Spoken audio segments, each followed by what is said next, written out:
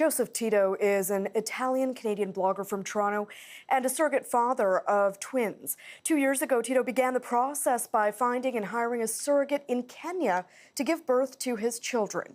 Up until this week, it was relatively smooth sailing. He flew to Mombasa to meet his surrogate mother and newborn children and was due to fly back to Canada. That was until his final visit to the Canadian Embassy ahead of his flight, when he was told that because he's a second-generation Canadian, his children are not eligible to receive Canadian passports as part of a revision to the Immigration Act. For more now, I'm joined by social media influencer and surrogate father Joseph Tito. He joins us from Nairobi, Kenya. Thank you so much for joining us today. Thank you. Thank you for having me. I just want to get the very latest. You've been in talks with the Canadian Embassy. You're trying to get passports so that your girls can fly home with you. What's the very latest? Any new developments? Well, this was happened Friday, 2 days ago. So now it's the weekend and everything's closed. In the meantime, with my immigration consultant, if you actually look around, there's papers everywhere. I've started the sponsorship of the girls, and I'm just waiting till tomorrow morning. First thing, I'm heading back to the embassy with all the papers, and that's really all I can do. It's been quite a journey for you just to get to this point. You've been blogging about it, preparing for the birth of your girls, welcoming them into the world. What an emotional ride. And now this roadblock. What was your reaction when you discovered that there was this issue in bringing the girls home? Well, after not having have slept for 48 hours and leaving Mombasa and arriving to Nairobi in the morning at 5 and getting into a taxi with my girls and my mom, who's been an absolute blessing. We get to the embassy, we wait for 3 hours, and they tell me this, and I'm still speechless. Like, I feel like I'm in a movie. I feel like this happens to people not in Canada. I'm just in shock. I don't know. I'm in shock. I don't know what else to say. A lot of people would be so surprised to hear that there is this rule. So help us understand. You're born in Italy. You're a Canadian citizen. So what changed in Canada's laws to stop you from bringing your girls home? Well, basically, I think it was like 2 years ago, they did this law because of, I think, what was happening in Syria, and everyone was just claiming to be Canadian and this and that, and people that were never in Canada that had Canadian passports were getting Canadian citizenship.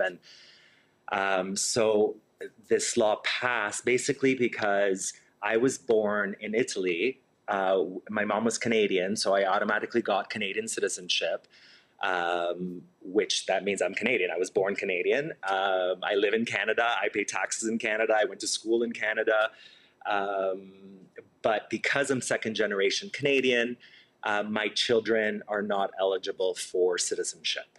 So the thing that pisses me off is that before I even started this journey, I looked into this and I contacted the High Commission here in Nairobi. I spoke to them on the phone. I gave them my passport number. I spoke to my clinic.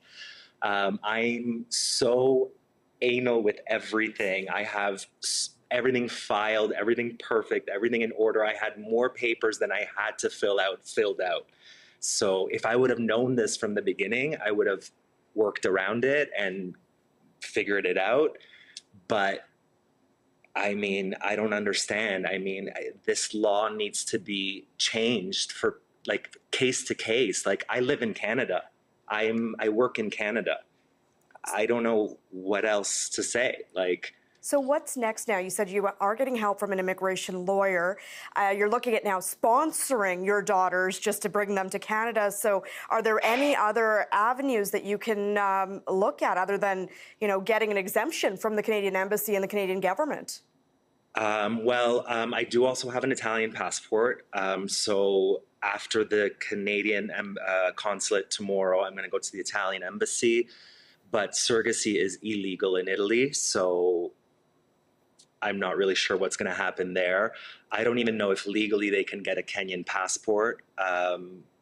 Legal stuff in Kenya is, that's a whole different segment that we can do. How long could you potentially be in Kenya now?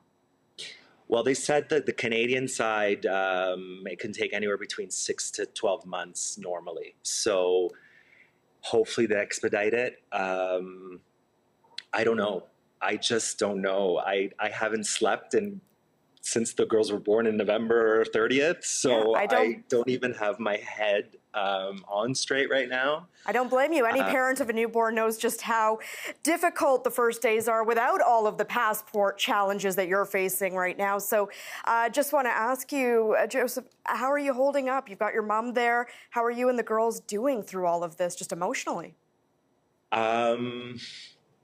Emotionally, I mean, both me and my mom is incredible and is literally my light. And we try to be as calm and as peaceful and as loving to the girls. We try, but I mean, they do sense it, especially Friday.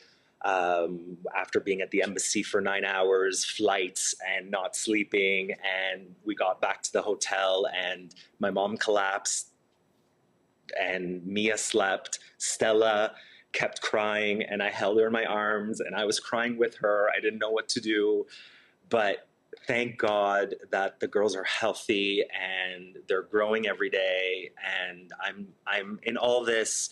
I don't want to sound ungrateful. I am so grateful. And if I had to do it all over again, I would 1,000 times over, because they are truly a blessing. And I've waited for this and wanted this for so long.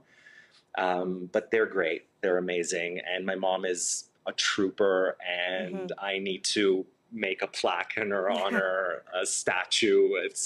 I can't believe it at her age, what she's done and what she's still doing. In fact, I told her, I'm like, Ma, you can go home. Go home. I'll get a nanny or something. She's like, absolutely not. I'm not going anywhere. This is where I need to be. Well, Joseph, it's so great to hear that you have that support. And, yes. you know, congratulations, first off, on the birth of your girls. We will be tracking the story. Hopefully you do get the paperwork you need so that you can all come home finally. So we will continue to touch base with you for developments. Thank you so much for joining us and sharing your story. Thank you. Thank you.